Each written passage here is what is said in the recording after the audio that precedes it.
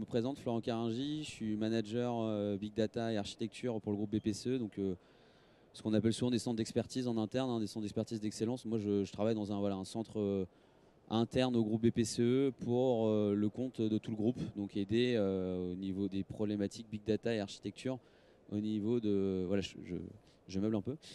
Pour le groupe Vous meublez BPCE. bien. Et donc aujourd'hui, l'idée, c'était de prendre le temps de présenter un peu la trajectoire qu'on a sur nos plateformes Big Data. Parce que je pense que vous avez tous connu les monolithiques Hadoop. Et aujourd'hui, toutes les réflexions que je pense que beaucoup d'entreprises ont commencé quand ils ont commencé à avoir un data lake, c'est se dire, bah, ok, mais on en fait quoi maintenant de ce joli data lake avec toutes les problématiques de move to cloud, toutes les problématiques avec un acteur comme Cloudera, etc., etc. Donc voilà. Donc je vais démarrer par une vision contexte, derrière un peu réexpliquer pourquoi finalement on est plutôt parti sur une approche hybride que de faire un move to cloud. Et en fait, pourquoi on le considère comme une approche cohérente par rapport à notre contexte. Je réfléchis toujours par rapport à notre contexte. Et enfin, la vision qu'on a sur nos plateformes, on va dire à terme, parce qu'on a une évolution à deux vitesses, j'ai envie de dire, dans le groupe forcément, parce qu'on n'a pas forcément les mêmes approches, on n'avait pas les mêmes approches sur nos existants. Tac. Donc peut-être juste pour rappeler à tout le monde ce que le groupe BPCE, j'en ai quand même fait une slide, on ne sait jamais. Le groupe BPCE finalement c'est Banque Populaire et Caisse d'Épargne.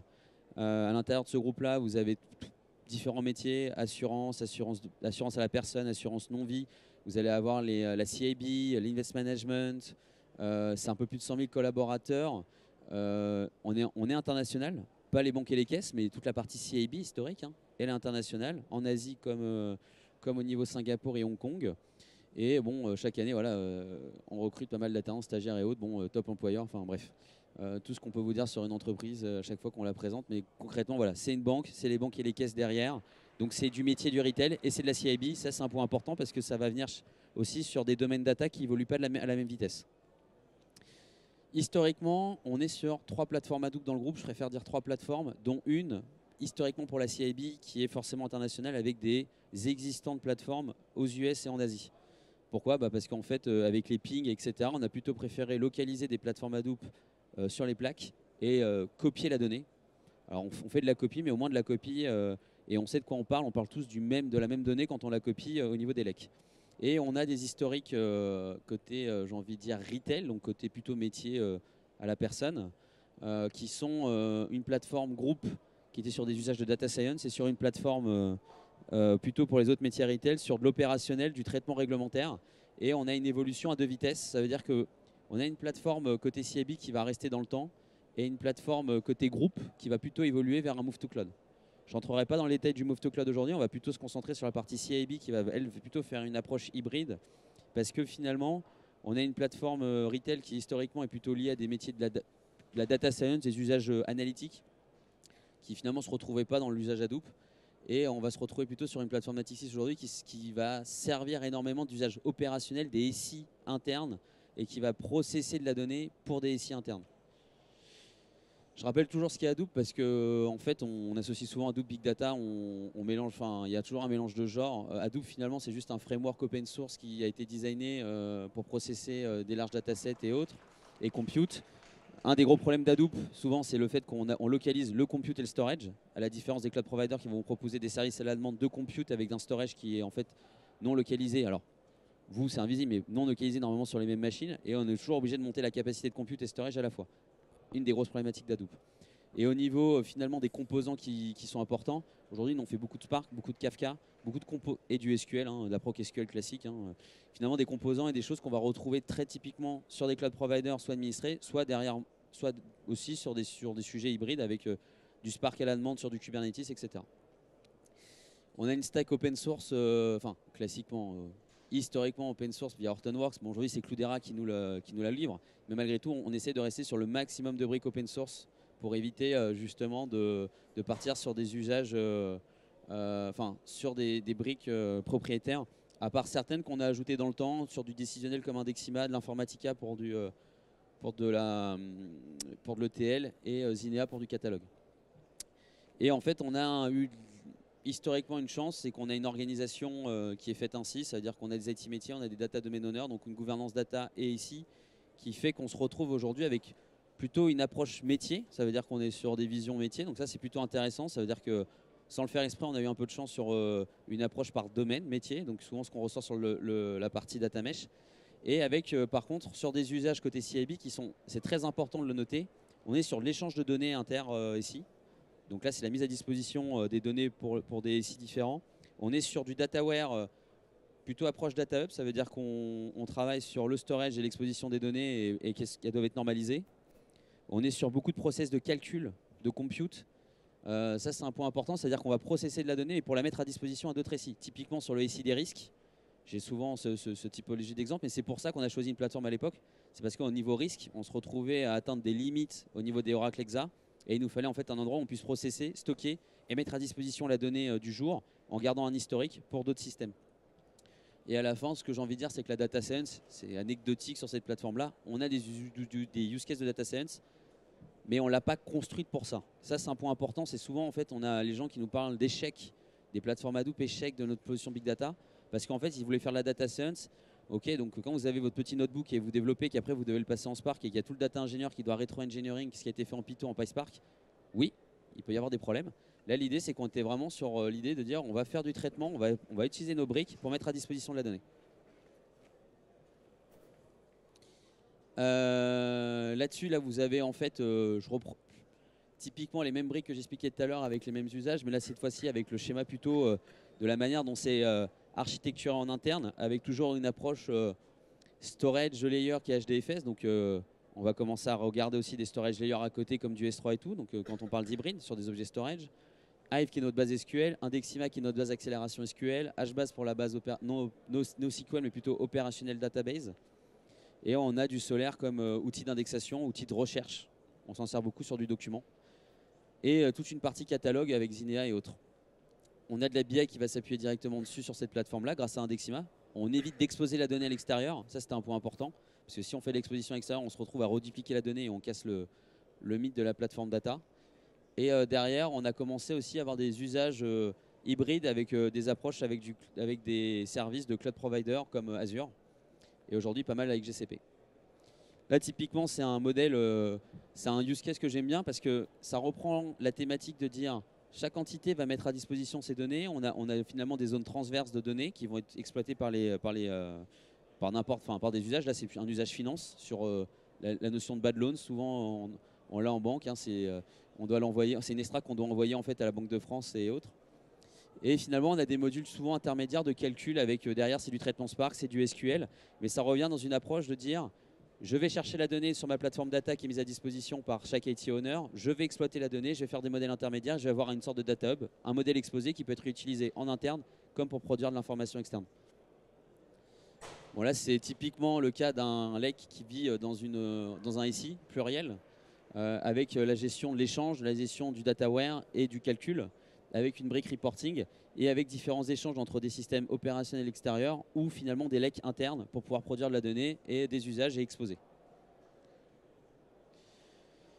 Bon, il y a un point aussi qui est souvent mentionné sur Hadoop. En fait, c'est Cloudera. Cloudera aujourd'hui, c'est le seul acteur en fait qui vous fournit une distribution big data, concrète. Nous, on travaille beaucoup là aujourd'hui avec EDF, la DGFIP et pas mal d'autres grands groupes là sur l'open source pour pouvoir travailler aussi sur une distribution open source d'Hadoop. Bon, l'objectif, c'est d'être aussi capable de se dire, on a un existant Hadoop, c'est notre legacy. Enfin, finalement, je vais dire même employer le mot de legacy, c'est presque notre legacy data. Faut qu'on le garde, faut qu'on le conserve. On peut pas faire du move to cloud comme ça et dire allez, c'est fini, merci d'être passé, move to cloud, sans garder finalement la notion de data privacy, sur la sensibilité des données, etc. On a pas mal de choses sur lesquelles on ne peut pas aujourd'hui faire le move to cloud tant qu'on n'a pas des clouds de confiance. Et pour le moment, il n'y en a aucun qui l'a eu, donc l'accréditation. Donc on attendra qu'ils arrivent. Et donc on travaille sur des alternatives pour se dire, en open source, on peut aussi avoir des distributions qui peuvent venir challenger soit les éditeurs, soit aussi dire, si d'autres sont trop virulents, on sortira de Cloudera pour aller ailleurs. Et donc finalement, sur la partie hybride, je vais aller vite pour finir sur la vision plateforme qu'on a. Mais sur la partie hybride, en fait, là j'ai demandé à ChatGPT de me faire la définition. J'avais un peu la flemme de faire la slide. Donc finalement, l'hybridité, ce qu'on cherche à chaque fois, c'est d'avoir de la flexibilité et de la scalabilité avec finalement l'infrastructure que j'ai sous-jacente. J'ai envie de dire, je m'en fous un peu. Nous, un gros problème qu'on a avec Hadoop aujourd'hui, c'est qu'à chaque fois, on est obligé de commander des machines pour du storage ou du compute. Donc à chaque fois, on est obligé de monter des machines complémentaires pour des besoins des fois qui vont classiquement arriver mensuellement, surtout sur des arrêtés financiers, mensuellement, trimestriellement, etc. Donc on s'est dit, on a un stock, on a une stack data qui répond déjà à pas mal de besoins. Par contre, dès qu'on veut chercher de la ressource complémentaire, là on est un peu, là c'est chiant, là on est un peu bloqué, on n'est pas assez scalable là-dessus, pas assez flexible. Donc il faut qu'on aille voir ce qu'on peut trouver. Et on a commencé à regarder, bah, comme beaucoup, on n'a pas découvert la poudre, hein, mais tout ce qui va être Docker, Kubernetes et OpenShift. Pourquoi OpenShift? Parce qu'en fait, historiquement, on a beaucoup de Red Hat dans la maison. Finalement, OpenShift, ce que j'aime bien dire, c'est que Kubernetes, c'est le moteur. OpenShift va aussi vous filer la voiture avec les petits trous et vous allez essayer de faire avancer ce Kubernetes interne avec voilà, une couche un peu de management, etc., de vos conteneurs, de la relance, du contrôle au projet, du management d'accès, etc. Donc finalement, on a décidé de partir sur l'OpenShift en interne pour en fait dire ça va être notre couche, voilà, ça va être dans notre cloud privé. On va avoir l'OpenShift qui va nous permettre d'être un peu notre moteur d'hybridité de la plateforme data. Ce qui est intéressant, c'est qu'on a démarré aussi avec Cloudera, parce qu'on on a signé un contrat avec eux, donc autant l'utiliser. Hein. Cloudera, ils sont dans une approche de stabiliser le Hadoop on-prem classique et de finalement, j'ai envie de dire, aujourd'hui, gagner beaucoup d'argent sur finalement les anciens travaux de support, etc., d'Orton, etc., et Cloudera, et dire gagner de l'argent sur la base, mais surtout vous proposer des services data au-dessus sur l'OpenShift. Donc on s'est dit, bah, tiens, on va démarrer avec eux. On va démarrer sur du data service avec eux, parce qu'ils proposent des data services sur OpenShift. Ça permet de se faire la main sur du Spark à la demande, sur du SQL à la demande, sur du Data Lab à la demande, et se dire, bon, après on verra. De toute façon, on se fait la main avec eux sur un OpenShift. Ça nous apprend des choses, on voit ce qu'on fait après. Et aussi, il y a d'autres choses qui nous intéressent, c'est que les cloud providers, ils proposent aussi aujourd'hui via Anthos et Azure Arc la possibilité de ramener certains services de chez eux chez nous. Donc nous, il y a des services qui nous intéressent. Tout à l'heure, je montrais Azure Machine Learning. Vertex AI, c'est pareil. Il y a GKE qui est potentiellement aussi une approche de données. C'est-à-dire que demain, j'ai l'OpenShift, mais qu'est-ce qui m'empêche d'avoir un GKE, un Kubernetes Google à côté pour certains besoins? Donc l'idée, voilà, c'est de se dire, on va profiter aussi de ce que nous font les cloud providers avec un point qui est hyper important, c'est qu'on a décidé d'avoir aussi de la GPU sur cet OpenShift-là. Parce qu'il y a souvent une grosse problématique qu'on a avec les data scientists, c'est qu'ils veulent de la GPU sur le cloud, et dès qu'on veut ramener certains usages en interne, de toute façon on n'a pas de GPU, donc on se retrouve comme des cons. Donc on s'est dit, on va aussi amener dans l'infrastructure avec Kubernetes OpenShift cette possibilité de dire, ok, on est hybride, on peut runner à n'importe quel endroit si on décide d'utiliser les mêmes approches et les mêmes principes. Toujours des adaptations entre OpenShift et Kubernetes, hein, je ne vous vends pas du rêve, il y a toujours des adaptations à faire. Mais par contre, on veut aussi avoir des infrastructures qui nous permettent de le faire, donc on a décidé d'investir dans de la GPU à la demande. Et aussi, on s'est dit, bah, en fait, Cloudera, c'est bien, mais on va aller chercher autre chose. Et un des gros problèmes qu'on a aussi, c'est qu'on a un autre lake, qu'on peut voir comme un data hub qui peut être intéressant, parce qu'on a beaucoup d'informations et beaucoup de data. Mais il y a aussi aujourd'hui beaucoup d'SQL serveurs, beaucoup de databases opérationnelles, il y a du Salesforce qui traîne. Enfin, de toute façon, je ne vous fais pas la cartographie d'un SI bancaire, bon courage. Mais bon, il y a quand même de la donnée partout. Et donc, on s'est dit, ça serait bien d'avoir aussi des points d'accès SQL cohérents, qui sont compute à la demande, qui sont dans une approche cloud native avec la possibilité de finalement de déployer ce moteur SQL sur de l'OpenShift en utilisant le compute à la demande, mais en même temps en allant chercher d'autres endroits où on avait nos données et où on ne l'utilisait pas forcément. Donc là, on est en train de regarder pas mal, on a contracté avec Starboss pour avancer là-dessus. Et donc finalement, l'idée, c'est de commencer à enrichir la plateforme avec des approches OpenShift au niveau de la BI et de la data science avec soit des services des cloud providers, soit s'appuyant directement sur ce que propose Red Hat, parce que Red Hat, il vous propose des plugins Spark Operator, il vous propose des plugins data science, donc regardez ce qu'ils font, plus Cloudera qui propose des choses. Donc après, il va falloir qu'on fasse un choix, qu'on rationalise, mais à un moment donné, là, on est en veille, donc on teste plusieurs choses, on voit qu'est-ce qui prend, qu'est-ce qui prend pas en fonction des usages aussi. Et enfin, toute une partie j'ai envie de dire dataware d'exposition au point d'accès SQL. Donc il faut le voir comment c'est en fonction des patterns. Soit d'exposer aussi sur certains besoins, sur du BigQuery pour certains besoins côté retail, parce que le retail est porté sur GCP. Soit être capable de faire de l'exposition pour certains besoins comme single store sur l'OLTP OLAP, parce que dès qu'on veut exploiter un peu en mode stream certaines informations, aujourd'hui on a certaines limites. Ou soit avoir un point d'entrée SQL qui permet d'attaquer autant vos bases dans lesquelles vous avez exposé que vos bases qui existent en dessous. Toujours en s'appliquant sur de l'OpenShift là-dessus. Et donc finalement, moi ce que j'aime bien dire sur la conclusion de pourquoi on a toutes ces réflexions-là, parce que bon, l'idée c'est pas juste de s'amuser, c'est parce que derrière il y a un TCO data à gérer pour nos applications. Finalement, on a de la chance d'avoir un cluster Hadoop, ce que j'aime bien dire, plutôt bien managé par nos infras. Bah, sinon, de toute façon, je ne serais pas là. Mais, et qui gère plutôt bien les workloads. Aujourd'hui, on a beaucoup de workloads opérationnels. On a cette scalabilité, c'est-à-dire qu'on arrive à monter en charge la plateforme. Aujourd'hui, ça fait 6 ans qu'elle existe, donc je peux vous dire qu'en 6 ans, on l'a quand même montée en charge. Et on est en plus on a un cloud, enfin, on a des data centers privés sur lesquels on a une bande passante qui nous permet en plus d'être complètement stretch cluster, donc actif. Et donc se dire, même si on perd un site, on peut continuer à tourner. Par contre, il faut qu'on continue à manager le TCO. Et pour manager le TCO, ce qui est intéressant, c'est tout ce qui va être traitement opérationnel. Et finalement, quand on commence à regarder les ressources qu'on a besoin sur certains traitements Spark VS, ce qui nous coûterait dans le cloud, là, le TCO, il est toujours intéressant. On doit continuer à utiliser nos workloads sans forcément être propriétaire sur certains langages, etc., ni sur l'object storage, parce qu'il faut qu'on soit capable de bouger d'object storage si on a besoin. Et surtout, on a un gros sujet, c'est qu'on est obligé de garder notre on-premise parce qu'on est une banque. Et donc, sur les usages sensibles, on ne peut pas aller comme ça sur du cloud. Aujourd'hui, c'est impossible sur certains usages. Donc, pour le moment, on est obligé de garder notre on-premise. C'est quand même sympa d'avoir toujours notre vieille voiture dans le garage.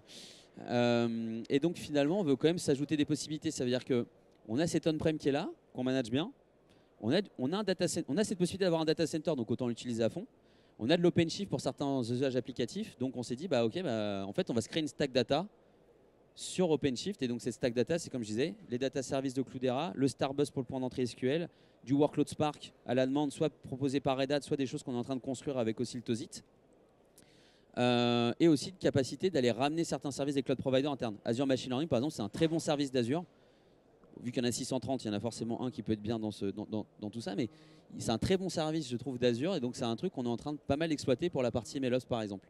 Et il y a aussi toute une approche un peu différente, ça veut dire que nous, on avait un gros problème sur l'Indus ML, parce que vous avez votre notebook Jupyter sur votre edge node, et après, il faut envoyer le code Python sur le cluster Spark. Bon courage. Et donc finalement on s'est dit, en fait, comme on a de l'OpenShift, pourquoi on ne se dit pas, on package en fait finalement le code et on le déploie en fait en infra as code sur l'OpenShift, et ça nous permet de runner, mais toujours en s'appuyant sur l'object storage sous-jacent qui est sur la plateforme Hadoop, sans forcément le faire tourner sur la plateforme Hadoop. Et donc là on avait les limites, en fait on essaye de répondre à ces limites là en apportant des capacités en plus.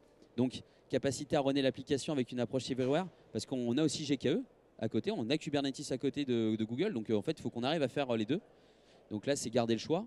C'est s'ajouter des capacités data mesh, parce qu'en fait, le point d'entrée SQL Starbus, ça nous permet d'avoir un moteur complémentaire, mais surtout un moteur qui permet d'avoir plusieurs points d'entrée. Donc ça, c'est ce qu'on pourrait appeler souvent de la data vertu. Mais là, on ne va pas l'utiliser en cache misère, on va plutôt l'utiliser dans une approche d'accéder et de prototyper plus rapidement certains usages. Et surtout, un point important, c'est que à vouloir faire les move to cloud très rapidement, à tout décommissionner et aller vite là-dessus, il y a toute une approche qu'on oublie souvent, c'est la partie FinOps, c'est le management du TCO data. C'est OK, on va pouvoir avoir des services managés plus rapides, mais à un moment donné, il faut aussi avoir ce que j'appelle la courbe d'expérience ou la courbe d'apprentissage.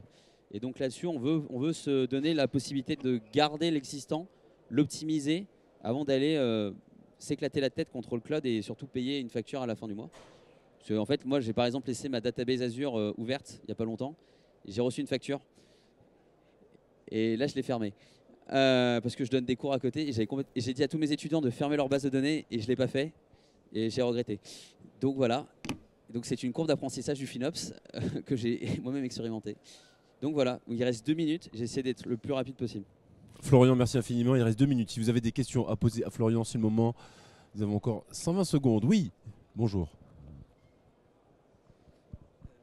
Bonjour, j'ai pas bien compris si vous utilisez à la fois Hadoop pour des usages opérationnels et analytiques. Et si c'est le cas, comment est-ce que vous conciliez les priorités entre l'opérationnel et l'analytique? Alors, je vais enlever le casque parce que m'entendre en même temps, c'est très bizarre. On fait les deux. Alors, le problème, c'est beaucoup d'opérationnels. C'est-à-dire qu'aujourd'hui, on a beaucoup de Spark traitement en mode batch, etc. C'est plutôt une plateforme typée, j'ai envie de dire, pour les batchs applicatifs ou aussi du stream. On a beaucoup de streaming. Il y a Kakav qui nous sert d'éléments d'échange ou d'interopérateurs entre différentes applis. Par contre, on a de l'analytique. Et ça, c'est un vrai sujet. C'est la ressource qu'on alloue pour les deux. Et l'analytique, la chance qu'on a, c'est que sur certains besoins BI, typiquement, on a Indexima qui est un moteur qu'on a déployé spécifiquement sur des nœuds spécifiques. Donc en fait, même si les utilisateurs l'utilisent à 100%, ils n'affectent pas les ressources de l'analytique, enfin de l'opérationnel. Et par contre, tous ceux qui veulent accéder à nos bases de données classiques avec Hive ou avec du Spark traitement à la demande pour accéder à la donnée, c'est là où on a un vrai problème aujourd'hui de ressources. Et c'est là où finalement on veut ajouter justement du Starbus plutôt comme moteur SQL en complément de ce qu'on va garder, c'est du SQL batch et c'est du Spark batch, pour en fait éviter que la ressource utilisée du cluster, qui est plutôt sur la partie opérationnelle, soit consommée par ce type de besoin. Donc on veut finalement utiliser aussi Starbus comme un moteur SQL complémentaire. Mais on a de l'indexima à côté aussi qui nous permet de faire de la BI là-dessus.